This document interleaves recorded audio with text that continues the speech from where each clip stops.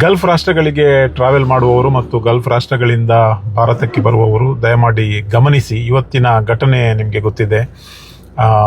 ಇರಾನ್ನ ಮೇಲೆ ದಾಳಿಯಾಗಿದೆ. ಈ ಕಾರಣಕ್ಕೆ ಎಂಟೈರ್ ಮಿಡಲ್ ಈಸ್ಟ್ನ ಎಲ್ಲ ಏರ್ಪೋರ್ಟ್ಗಳು ಟೆಂಪರರಿಲಿ ಎಲ್ಲ ಏರ್ ಸರ್ವಿಸನ್ನು ಸ್ಟಾಪ್ ಮಾಡಿವೆ.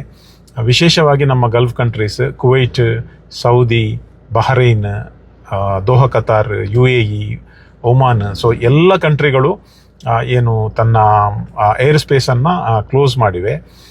ಮಂಗಳೂರಿನಿಂದ ಮಧ್ಯಾಹ್ನ 1:00 ಹೊರಡಬೇಕಿದ್ದ Air India Express almost take off ಹಂತದಲ್ಲಿ ಇರುವಾಗಲೇ ಅವರಿಗೆ ಮೆಸೇಜ್ ಬಂದು ಆ ಫ್ಲೈಟನ್ನು ಕ್ಯಾನ್ಸಲ್ ಮಾಡಿದರು. ಬಹುಶಃ ಮುಂದಿನ 2-3 ದಿನಗಳ ತನಕ ಏರ್ ಇಂಡಿಯಾ ಎಕ್ಸ್ಪ್ರೆಸ್ ಕೂಡ ಗಲ್ಫ್ ಕಂಟ್ರೀಸ್ಗೆ ಇರಲಿಕ್ಕಿಲ್ಲ. ಹಾಗೆಯೇ ಇಂಡಿಗೋ ಕೂಡ ಎಲ್ಲ ಇಂಟರ್ನ್ಯಾಷನಲ್ ಫ್ಲೈಟ್ಸನ್ನು ಟೆಂಪರರಿಲಿ ಸಸ್ಪೆಂಡ್ ಮಾಡಿದೆ ಅಂತ ಒಂದು ವರದಿಯಾಗಿದೆ. ಸೊ ಎಲ್ಲ ಟ್ರಾವೆಲರ್ಸ್ಗೆ ಒಂದು ನಿಮ್ಮ ಗಮನಕ್ಕೆ, ಯಾರು ಕೂಡ ಪ್ಯಾನಿಕ್ ಆಗಬೇಡಿ. ಎಮರ್ಜೆನ್ಸಿ ಸಿಚುವೇಶನ್ ಅಲ್ಲಿ ಸ್ವಲ್ಪ ಕಷ್ಟ ಆಗ್ತದೆ. ಹೌದು, ನಾವು ಕೊರೋನಾ ಟೈಮಲ್ಲಿ ಇದಕ್ಕಿಂತ ಜಾಸ್ತಿ ಟಫ್ ಸಿಚುವೇಶನ್ ಅನ್ನು ಟ್ರಾವೆಲ್ನ ರಿಲೇಟೆಡ್ ನಾವು ಫೇಸ್ ಮಾಡಿದ್ದೇವೆ.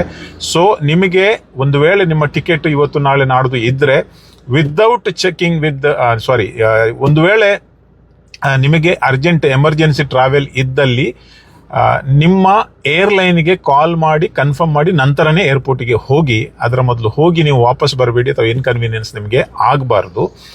ಮತ್ತು ಈ ಸಿಚುವೇಶನ್ ಗಲ್ಫ್ ಕಂಟ್ರಿಗಳಲ್ಲಿ ಏನು ನಡೀತದೆ, ವಿಶೇಷವಾಗಿ ಇರಾನ್, ಇಸ್ರಾಯೇಲ್ ಮತ್ತು US ಈ ಮೂರು ಇದರ ಮಧ್ಯೆ ಏನೆಲ್ಲ ವಾರ್ ರಿಲೇಟೆಡ್ ನಡೀತದೆ, ಅಪ್ಡೇಟ್ ಆಗಿ ನ್ಯೂಸನ್ನು ದಯಮಾಡಿ ನೋಡಿ ಮತ್ತು ನಿಮ್ಮಷ್ಟೇ ಕ್ಯಾರಿಯಿರಿ. ಯಾವುದೇ ವದಂತಿಗಳಿಗೆ ಕಿವಿ ಕೊಡಬೇಡಿ.